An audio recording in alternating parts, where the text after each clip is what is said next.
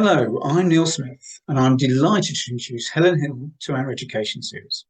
This is one of three talks in the education webinar series.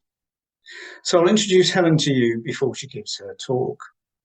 Helen is one half of Be the Future, which she set up with Sally Gribbin during the pandemic.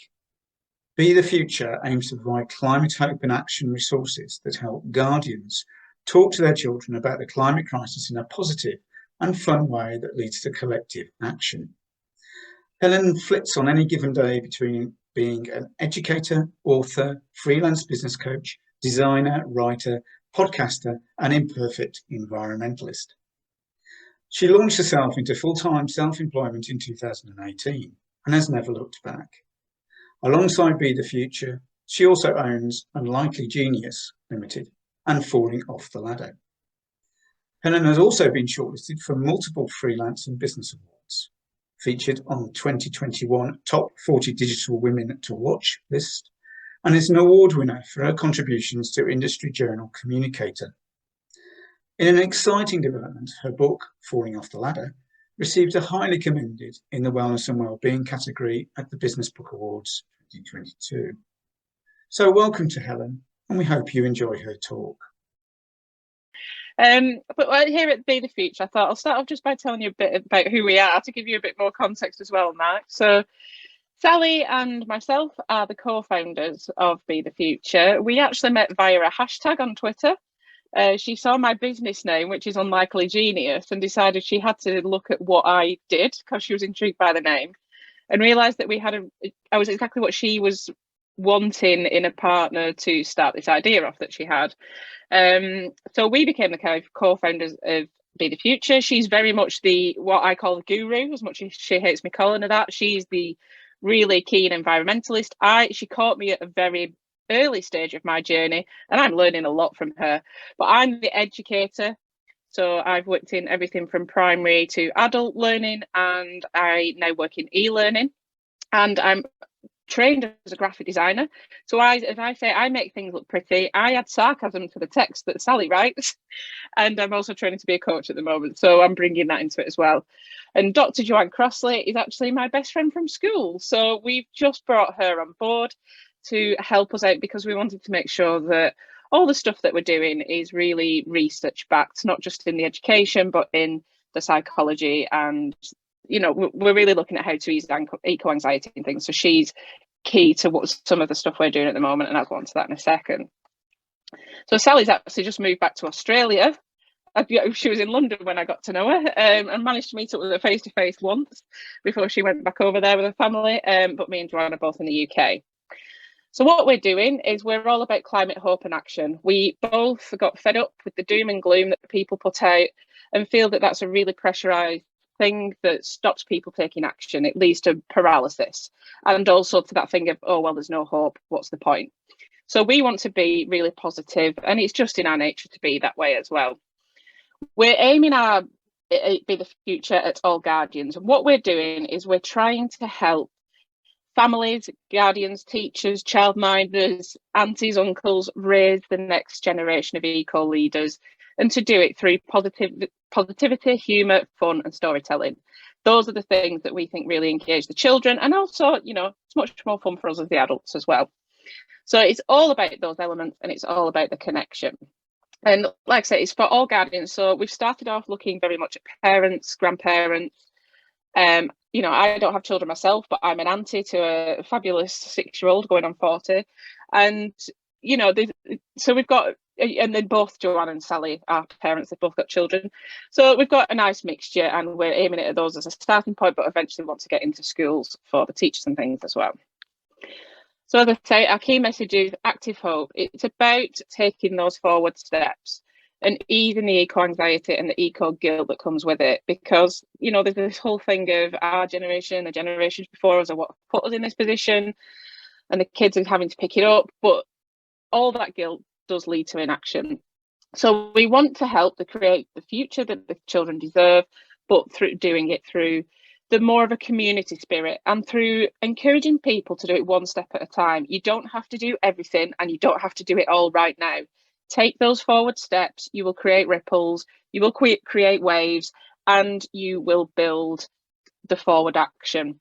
And that leads into our little statement we've got at the bottom of the pages there, which is let's create a better, greener, fairer future together. So we're very much looking at this idea of don't try and do everything yourself. Learn from other people, connect with them, share tips, share resources, all of those things. Let's do it together. So how are we doing this? So like I say, we're inspiring action, big and small. Celebrate every achievement, no matter how big or small it is. And that's something I say in all of my businesses and the freelancers I work with and things. You should always celebrate every win. Build a community, let's get together, let's share our brains. We are providing resources, ideas and tips for people to take and to use with their children. And like as I say, through the positivity and the storytelling and things, but also we want people to really connect with nature, whatever that looks like in the area where they are. They may be in the centre of a city and not have much access to parks, or we're all from very different areas, so we try and bring that into the activities as well. And it might be that you try and connect with nature in different ways, in quite imaginative ways actually sometimes. And we're also looking at starting some collaborations. There's the potential for something quite exciting coming up. We just need to kind of sign on the dotted line and get more details on that. But it will be something that we really build on as well, working with companies that really complement what we do and have similar messages of doing it through the same tone of voice, not the doom and gloom. So in all of that, these are some examples of the frameworks that Joanne has created for us. So she started off with the ACT principle, and this is basically how to start talking to your children about eco-anxiety and how to calm them down. So by acknowledging and validating their thoughts and feelings, giving them coping strategies. So it's all about that emotional regulation and how to bring them back into the moment, acknowledge what's going on in their body, and then taking action again together. Don't just either impose your ideas on them. Let's listen to the children and what actions they want to take, and let's take them together. So that's underpinning a lot of what we're doing right now.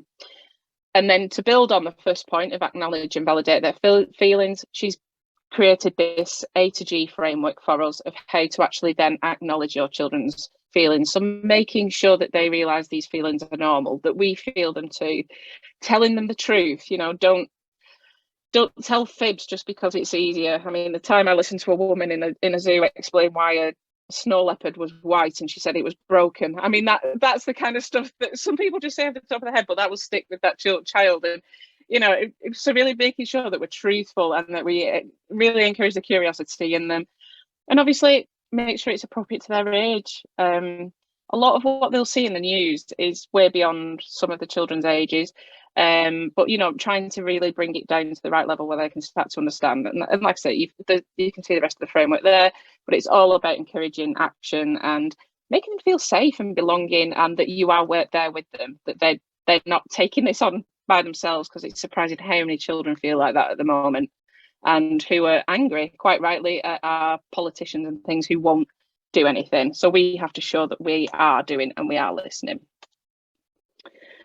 So far, all of that is now underpinning the things we're doing. So we started with Instagram, actually, just by starting to build our audience and start, talking to the parents. Sally did a lot of research with a lot of parents as well, doing questionnaires about how they feel, how their children feel, the types of things they would appreciate getting help with. And one of them was that, they like listening to podcasts and things. So we started the podcast, which we're just starting to record series 2 now, called Hope, Act, Thrive. We've had some incredible speakers on there, from Delaney Reynolds, she was the original Greta Thunberg, to Tessa Clark, who founded the Olio app, the food waste app, Harriet Sugarman, the climate mama herself. Some really big key names, and it's been fantastic to have those stories and those people engaged, and it's really making the parents relate. So that's really good, because they're on such different topics as well, which is great. And my friend Jo, who's a copywriter, came on, and her humour is just exactly what we needed. We're actually trying to get her on board as a writer for us. And if you haven't listened to that episode, listen to it, because she reads out a poem she wrote about Gruffalo lady. Name's totally gone out of my head. But yeah, her. And obviously Sally, being the guru, has written for some fantastic publications. I only hope to follow in her wake and be able to do some of these at some point. So things like The Guardian, Happy Eco News. I think she's written for Pebble a couple of times. But what she's also done, which she doesn't brag about nearly enough, is spoken at things like It's Time, the Festival of Climate Action, where there was about 170 speakers there, including some huge things like Project Drawdown, WWF. And we've started to appear on some podcasts and things together. That was our first one on the Kind Community Show. Yeah, so that's where we've been so far. But in the works, and this is where we have to rein ourselves in a little bit, because every time me and Sally have a call, we get giddy and we have more ideas. So the first things that are coming are the books, which Sally has written and I'm illustrating, and some activity books. We have a game in development, which is very exciting, and I can't believe I get to do this for a living now. But there's going to be all kinds of things, family activity ideas, resources, like I say, for home, for childminders, for schools, for after-school clubs. Probably being an online learning designer myself, we think we're going to go down the online learning game route and produce learning in games there, possibly a membership for the parents, and lots of downloads and things as well. So that, I mean, I can't give away too much about any of those, which is sad, but hopefully they will be coming really soon. The books certainly being, and the game will be a key one that we start off with.